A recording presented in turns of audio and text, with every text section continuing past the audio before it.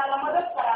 पण प्रत्यक्षात जेव्हा आपण आता या समस्या सोडू तेव्हा येणाऱ्या आपल्याला ज्या अडचणी आहेत प्रत्येक वेळेस आपण समर्थपणे याला तोंड देऊ शकू की नाही प्रश्नचिन्ह आहे. मला वाटतं पुन्हा सुद्धा अशा एखाद्या प्रशिक्षणाची गरज आहे. हे केले म्हणून आपण हे प्रशिक्षण असं एखादं प्रॅक्टिकल होण्याचं गरजेचं आहे. आणि मग असं झालं तर आम्हाला म्हणजे आपल्या अपेक्षेप्रमाणे ते काम करता येईल.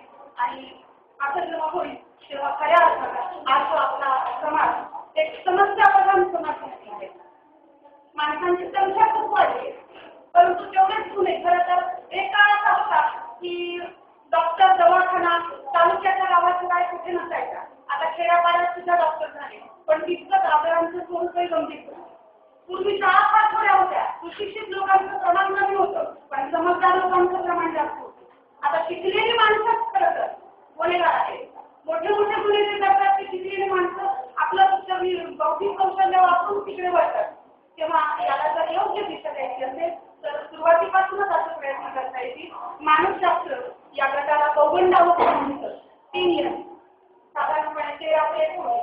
तर मुळातच हे वयच असं असतं की मुलांची नकारात्मक भावना वाढीस लागलेली आहे आणि एखादी गोष्ट ही अशी करा म्हणल्यावर ते मुद्दाम त्याचा विरोध करतात. तेव्हा त्यांचा हा कल लक्षात घेऊन त्यांनाही आपल्यावर कोणीतरी